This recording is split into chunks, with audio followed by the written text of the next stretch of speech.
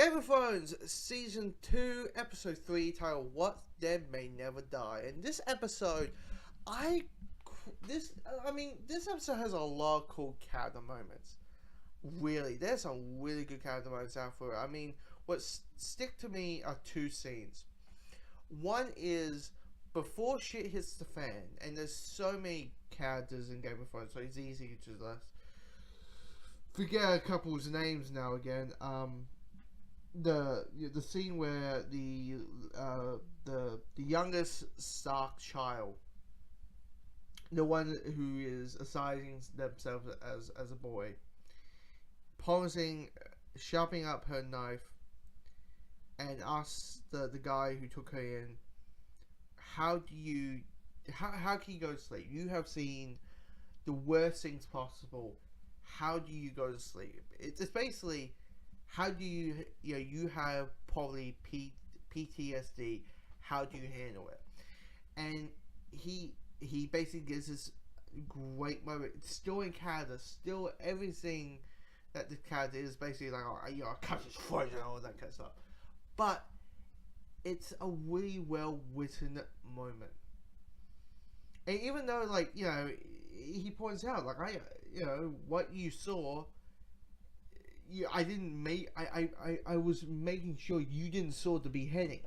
But she's like, I saw my dad in that scenario. I saw the Queen, I saw Joffrey, I saw my sister in that scenario. I still dream of that moment, and of course I imagine what could happen, and it's a really great scene. And then she hits the fan when the knights come in from Joffrey and saying that we know one of these bastards are part of, well, let's say is one of the children of the previous king. And the leader is stepping themselves in and say, you have to be a little specific. How many bastards? And it has a really good heroic moment, and then it comes to tragic and more tragic, because these are Joffrey's knights, and they're very brutal. I mean, there's the scene where there's a kid laying on the grass, and it's like, come on, move up. I can't, because I got an arrow in my leg. And it's like, you need to carry me. And what does this knight do? Just stabs it in the foot. I'm like, Jesus Christ. I was really like, wow. But the second scene I'll lead off me talking about this episode, because it's not an episode that has a lot of issues. Like, they don't really have the woman in red scenes in there. They actually don't in this episode. There's no Daenerys. There's nothing. But the scene between Cersei and Tyrion,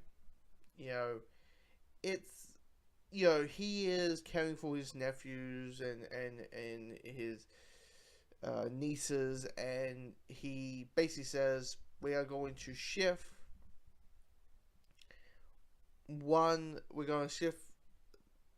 the niece to a safer location, because if the war if our enemies win, God knows what's going to happen. So he secretly tells three people three different things, and basically to make sure nothing slips out. And if it does slip out, he knows who he is.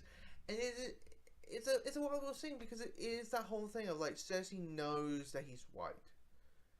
If it is probably the best solution, but in her mind, because it is one of those things that, yes, the king and the future king and queen of Joffrey dies, and and and these are and plus they're the sons and daughters of hers, and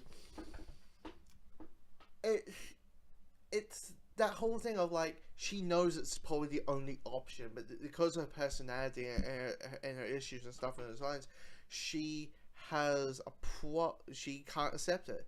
And of course, it's that tearing up and crying, because it's it's the only option.